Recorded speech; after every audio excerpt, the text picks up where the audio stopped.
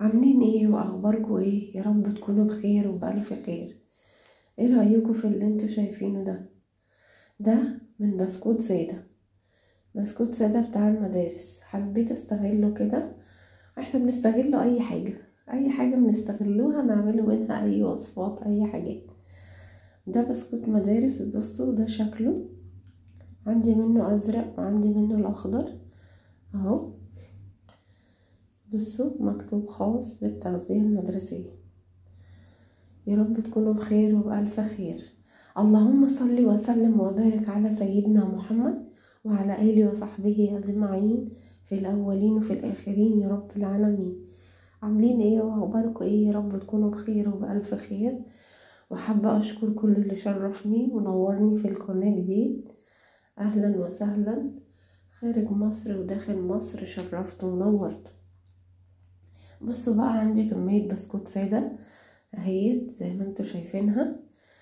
فانا هاخده كله اكسره كده واطحنه في الكبة اهو، واخليه كده زي حبات الرمل اهو. بصوا، ده اي بسكوت عادي بقى، البسكوت اللي تفضلوه. انا عندي البسكوت دوت وحبيت استغله، فضيته كده بعد ما طحنته، واطحن باقي الكمية زيه كده اهو. اهو اطحنه خالص زي حبات الرمل. هو بيتعمل منه كذا وصفة، بس انا كنت عاملة منه قبل كده وصفة التشيز كيك، وكنت منزلاها على القناة. ماشي، دلوقتي هعملها وصفة عادية يعني، بدون حشو وبدون اي حاجة. بعد ده اخر باكو دوت اللي في ايدي اهو، كسره كده واطحنه في الكبة بالشكل ده كده. وبعدين هفضيه كده كله، وهعجنه بلبن وقطعة سمنة فلاحي، هعجنه كله مع بعضه. بصوا، ده لبن، حط حبة كده على حسب ما ايه يتلم معايا، مش هحط كتير. لو عايز التاني هحط ده وش اللبن اللي نزل دوت تقيل، كان وش اللبن.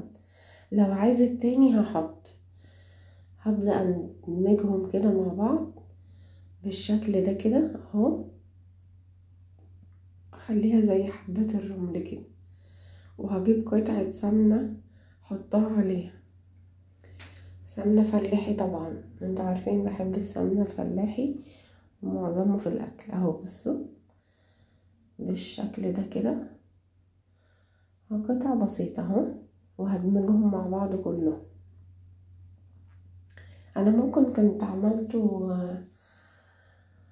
كنت عملته سويس رول، بس انا ما عملتهوش، ما فيش كريم شانتيه كفايه، فانا اكتفيت بالوصفه دي بس كده. وهبدا الفها رول، وده جبت ورق زبده ولفيتها كده رول، واحطها في التلاجة في الفريزر. حطها في الفريزر تجمد يعني نص ساعه كده، ساعه بالكتير. ولقيتها جمدت اهي، وهفكها كده وهقطعها بالسكينة. بصوا قطع الحروف دي، هقطع الحروف دي، هي جامدة طبعا. بصوا، وهقطعها حلقات حلقات كده بالشكل ده اهي. بصوا شكلها اهو. كنت عايزة اعملها سويس رول بس ما عنديش كريم شانتيه كفاية، فانا استكفيت بالوصفة دي كده اهو. وبقيت ارصها في الطبق كده، وعندي كريم شانتيه بس حبة صغننين، بقيت ازوقها عليها من فوق كده زي ما هتشوفوا اهو. بصوا بقيت ازوقها كده من فوق، هعمل روزيتات بسيطة اهو بالشكل ده كده اهو.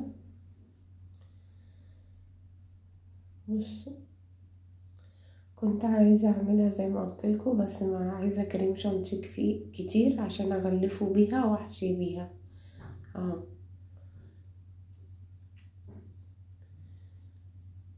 ايه رأيكم في الشكل دوت؟ اهو بس كده. وده كان عندي الملبس اللي كنت عاملة بيه الجاتوه قبل كده، وفاض معايا كام واحدة فقلت ارصهم بيه عليها كده، وشكل جديد واستغلال جديد واي حاجة. يا رب الفيديو يعجبكم. بس كده، وده كان الفيديو بتاعنا، وان شاء الله استنوني في فيديوهات تانية كتير. ويا رب الفيديو يعجبكم، ونستنى آرائكم وتعليقاتكم، وشكرا لذوقكم جميعا. بس وده الشكل النهائي، استنوني. بصوا حاجة زي الفل والله، استغلال.